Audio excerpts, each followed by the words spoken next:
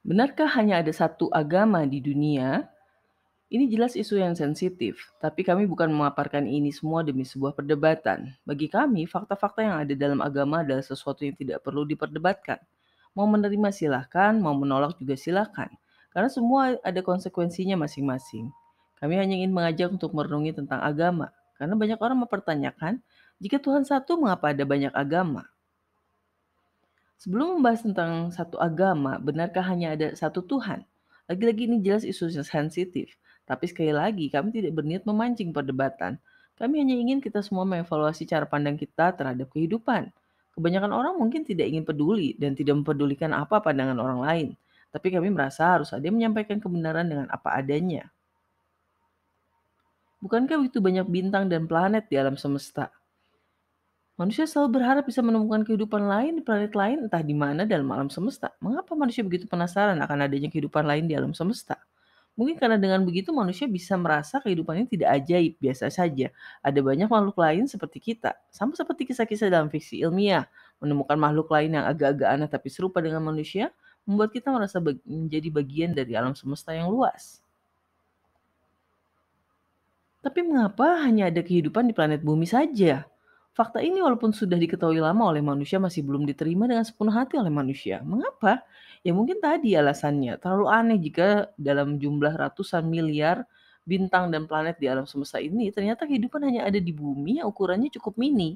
Fakta ini membuat manusia menjadi merasa dirinya terlalu istimewa. Dan mengapa hanya ada satu spesies manusia? Seperti juga beberapa hewan yang tersisa hanya satu spesies, ini menandakan manusia, Homo sapiens, yang paling mampu bertahan hidup baik melawan alam maupun melawan spesies Homo yang lain.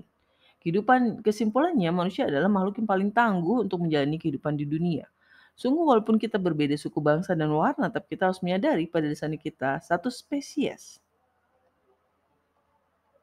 Maka tentu wajar jika hanya ada satu Tuhan. Mari kita definisikan Tuhan. Kita tahu Tuhan adalah pencipta dan pengatur kehidupan. Mengapa wajar jika hanya ada satu Tuhan? Karena kehidupan ini pun hanya satu. Kalaupun ada kehidupan lain di planet lain, bukankah masih ada di semesta yang satu? Kecuali jika ada portal ke kehidupan lain, juga belum tentu tidak berada dalam pengawasan satu Tuhan. Seperti dalam film, walaupun bentuknya aneh-aneh, tapi mereka masih berlaku selayaknya manusia. Satu Tuhan, satu hukum, satu aturan. Oke lah, kalau manusia bisa menemukan alien yang entah seperti apa dalam planet lain, kita mungkin akan bimbang dan ragu ada satu Tuhan di kehidupan ini. Tapi bagaimana dengan hukum alam?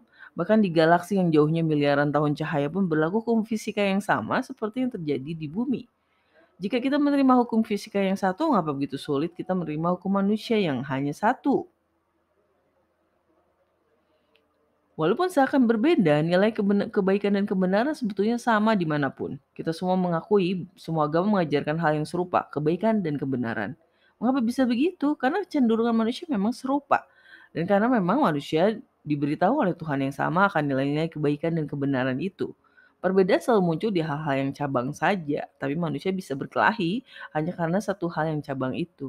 Walaupun memang sebuah kebenaran jelas harus absolut. Itulah mengapa disebut sebuah kebenaran karena sifatnya absolut. Tapi mengapa rujukannya tetap Al-Quran? Al-Quran paling lengkap dan akurat.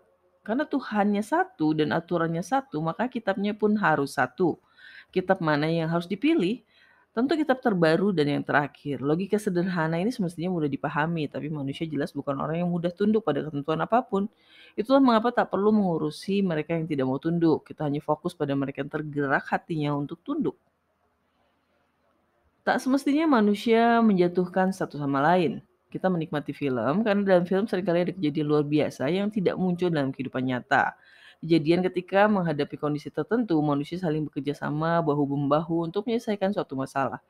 Semestinya dalam kehidupan nyata pun kita berbuat hal yang sama, tidak perlu menjatuhkan manusia lain karena kita punya tugas dan misi yang sama dari Tuhan. Semestinya manusia saling belajar dan mengajari satu sama lain. Sebetulnya keadaan ini sudah semakin tampak di kehidupan dunia makin mengglobal ini. Sebuah postingan viral menunjukkan manusia memang bisa satu suara dalam urusan-urusan tertentu. Sayangnya, masih berpusat pada hal-hal receh yang tidak mempengaruhi pergerakan kehidupan manusia secara esensial. Karena nilai manusia yang masih berpusat pada hal-hal yang berbau kesenangan, bukan pada tata nilai yang fundamental. agar manusia hidup dalam harmoni. Manusia sekarang cenderung harmoni dalam hal-hal yang berbau kesenangan. Semestinya kita mendefinisikan ulang keharmonian dalam hidup ini. Tujuan Tuhan menurunkan agama adalah agar manusia hidup dalam harmoni.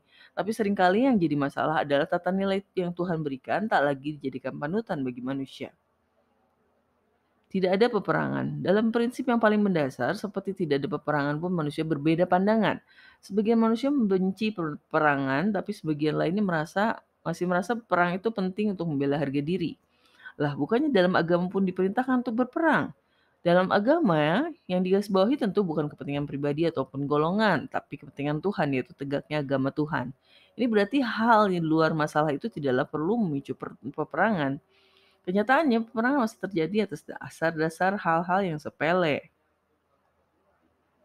Tidak ada kelaparan. Harus kita camkan bahwa peperangan yang didasarkan pada agama tujuan utamanya adalah membangun kehidupan yang harmonis. Tentu saja hal ini semestinya menjadi tujuan bersama manusia. Setelah dunia mencapai titik kedamaian, hal lain yang harus menjadi tujuan adalah tidak adanya kelaparan atau tingkat kesejahteraan manusia yang menjadi lebih baik. Sampai sejauh ini tatanan yang dibuat manusia belum bisa menuntaskan bencana kelaparan. Malah mereka seakan memanfaatkan keadaan ini untuk kepentingan perusahaan atau golongan mereka sendiri. Tidak ada kerusakan alam. Kerusakan alam menjadi isu yang penting dalam kehidupan kita. Kita tahu bahwa kerusakan alam terjadi di mana-mana. Benarkah agama bisa mencegah terjadinya kerusakan alam? Jelas bisa. Karena salah satu tujuan diturunkannya agama adalah mencegah kerusakan alam. Alam ini sudah disetting sedemikian rupa agar bisa dioptimalkan manusia sampai waktu kiamat tiba. Jangan sampai manusia tinggal di alam yang rusak sebelum kiamat tiba. Tentu manusia sendiri yang merugi. Bukankah manusia makhluk terbaik yang diciptakan Tuhan? Manusia harus mampu menghadapi tantangan sebagai khalifah di bumi. Tapi kita harus ingat tantangannya bukan hanya dari alam tapi juga manusia lainnya. Justru ketika menghadapi sesama manusia lah seringkali kita kalah. Kita pikir menghargai sesama manusia adalah hal yang paling penting. Padahal dalam agama, Tuhan mengedepankan aturannya di atas aturan manusia. Karena tantangan ini dari Tuhan tentu kita harus lebih mendahulukan dia. Manusia yang melawan dia justru tidak semestinya diikuti.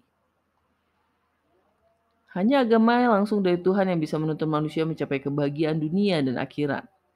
Satu hal yang harus direnungkan manusia adalah kehidupan ini tidak berakhir di dunia saja. Ada ukuran-ukuran kebahagiaan lain dari sudut pandang Tuhan yang akan mempengaruhi kehidupan kita di akhirat kelak. Anggap kehidupan dunia ini adalah tempat kita bersekolah dan bekerja, sedangkan kehidupan akhirat adalah masa pensiun. Jadi tetap hanya tuntunan dari Tuhan yang bisa membuat kita bahagia dunia dan akhirat.